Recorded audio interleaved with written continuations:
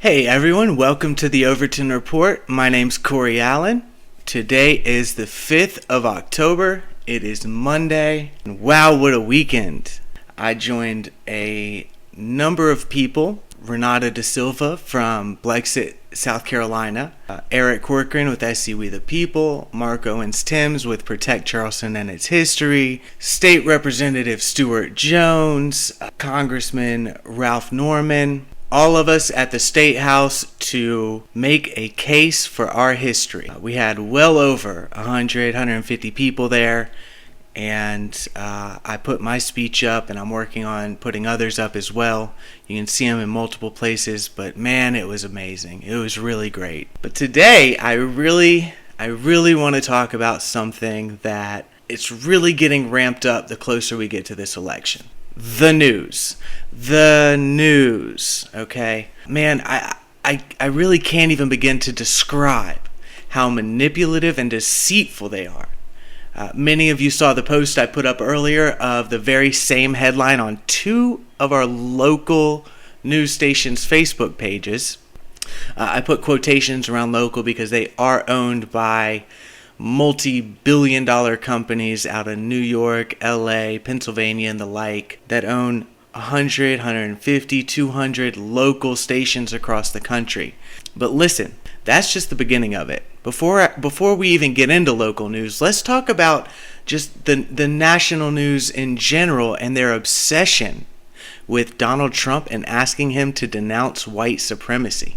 He's done it well over 25 times at this point, more than any other president in history, as a matter of fact, in no uncertain terms. What are your views on the Ku Klux Klan and white supremacists? I totally disavow the Ku Klux Klan. I totally disavow David Duke. I've been doing it now for 2 weeks. You're probably about the 18th person that's asked me the question. But half of the people just don't even realize that he's done it because the news lies. And then he was asked to do so again in the debates last week. But the very next day, resident clown of Fox News John Roberts asked Kayleigh McEnany if Donald Trump would denounce white supremacy. Watch this. I'd like to ask you for a definitive and declarative statement without ambiguity or deflection. As the person who speaks for the president, does the president denounce white supremacism and groups that espouse it in all their forms? This has been answered yesterday by the president himself, the day before by the president himself on the debate stage. The president was asked this. He said sure 3 times.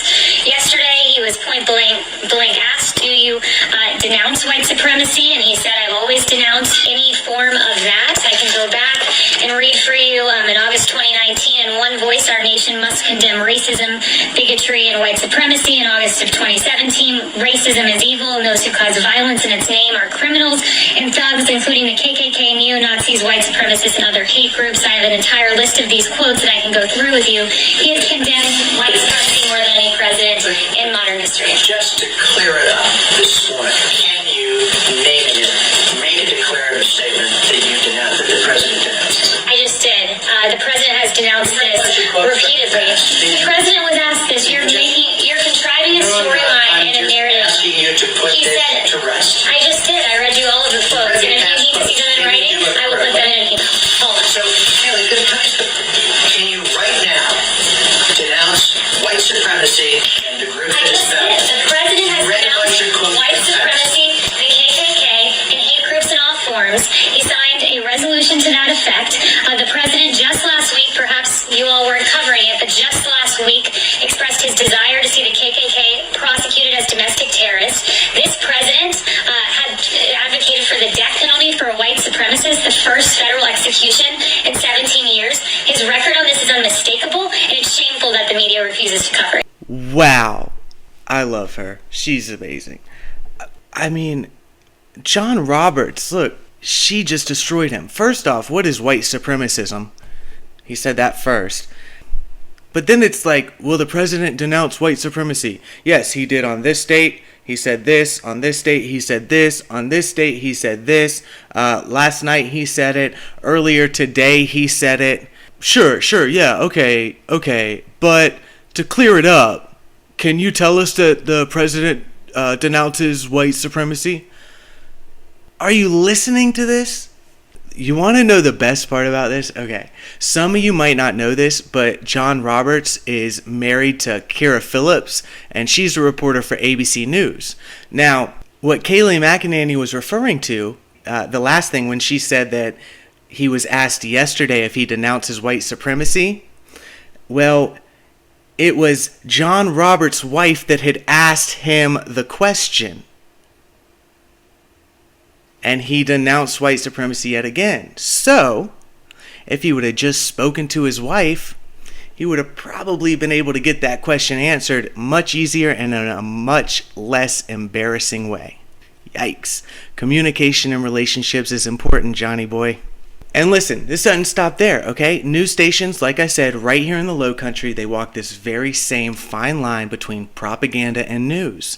This fine line between misleading viewers and readers while using wordplay and the undeniable psychological effect of certain uses of language to produce the desired effect from viewers. They know this. They've been taught for years and years how to do it.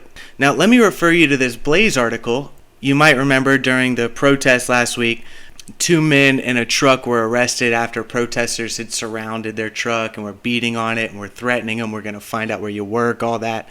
You saw it. So the Blaze actually picked that up and reported it very well, okay? In the wake of police arresting a pair of pickup truck occupants on gun charges after cops dispersed protesters who were surrounding that vehicle Saturday night in Charleston, South Carolina, one of the arrested men said there's quite a bit more to the story. Okay, Richard Ray, 59, told the Post and Courier that he and the truck driver, 46-year-old Matthew Constantine, were concerned about the planned protest that night and headed downtown to check on business interests to make sure they weren't damaged. The paper said Ray declined to specify what those interests are.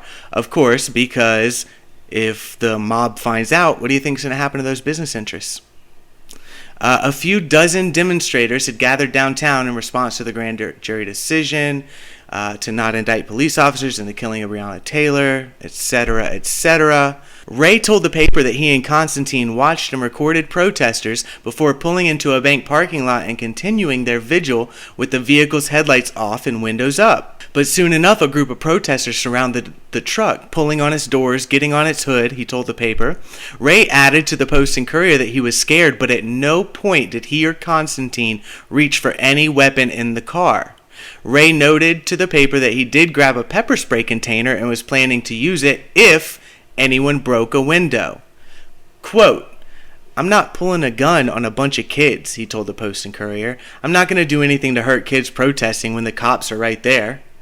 But then Ray told the paper one of the protesters yelled about a gun, which prompted police to come over. Then one of the officers shined a light in the back and saw an AR-15. And Ray told the Post and Courier that the rifle was from target shooting earlier in the day. Every single one of the guns was legal. It's legal to have an AR-15 in the back seat, actually. And every single one of the handguns was legal. They just had it in the side of the door instead of in the center console or the glove box. That was their fault. That's why they were arrested. Now let's watch this video. Saturday night's protest in downtown Charleston in the Breonna Taylor case took a disturbing turn. Charleston police say some of the protesters broke away and surrounded a pickup truck on Meeting Street. Police responded and got an eyeful when they looked inside. Officers found an AR-15 in plain view in the back seat. They also learned a lot more from Matthew Constantine and Richard Ray, who were in the car. It's very concerning when we make arrests like that where there's a lot of people around. Cops say Ray told them there were more guns in the car, including a handgun in the passenger side door compartment. Constantine admitted he had a gun hidden in his waistband. Officers also found a taser, a wooden club, and gun magazines inside the truck. Chief Reynolds says he doesn't know why the men were there. I don't want to speculate. I don't want to try to say what those people were thinking or what their plans were. But I think it shows, and it's a reminder, that we need to pay close attention to what's going on around us. Reynolds says the men did not have concealed weapons permits. I've always had guns myself. I'm not anti-gun, but I am for responsible and legal gun ownership and safe gun ownership. And in this case, it was a significant concern. If convicted, Constantine and Ray face up to a year in prison and a fine. Reynolds says officers seized their guns, ammo, and the other weapons as evidence. Harv Jacobs, Live 5 News. Those two men are free on bond tonight. If you own a gun, but you don't have a concealed carry permit, you can only keep it in certain places inside your vehicle, like your closed trunk, your glove box, or your center console. You can't just leave it on your back seat. Two protesters also were arrested Saturday night. We have to protect both the protesters and the visitors and the residents. And so we had things in place to make sure that we had the protesters had a safe area where they could exercise their First Amendment, where they could be heard, but where they could do it safely and responsibly. So as you can see, they make this big deal about this AR-15 and all these guns and weapons. But the problem is, like, all that was legal. And the chief sits down there and he's like, we have to protect these protesters. Well, the protesters were trying to break into the cars on the middle of the street and in parking lots and jumping on trucks. And I mean, this is insanity. And look, the chief makes this implication that they were down there to hurt people, and so does the news, when it's clear that even when surrounded, they did everything they could to de-escalate the situation and cooperated with the police without question. So what's the deal? The deal is that the city politicians and the chief, as well as the media, have gone to extreme lengths to make these protesters out to be victims, and the citizens, afraid for their businesses and their city, out to be the bad guys. It's ridiculous. And here's another very important bit of information that these seasoned journalists left out, even after at least one had confirmed it with the city police. The Charleston Police Department reached out personally to Richard Ray and others who have business interests on King Street, warning him of the night's events to come and asking him for specific information. And the other businesses and people, they called for the same reason. Richard also made numerous calls to businesses downtown after the police had given him that warning, giving them time to prepare with security and things like that. So the city police called, spooked these guys, warning them that things might get crazy. Then they arrest them and make it out to the news like they have no idea why these guys would have been down there and worried about their business interests in the city in the first place. They have no idea why. Absolutely ridiculous. And you really have to ask yourself, was this some kind of setup? It doesn't really seem on the up and up to me. Especially when you take into consideration that the news channels have completely let this important bit of information fall into the trash.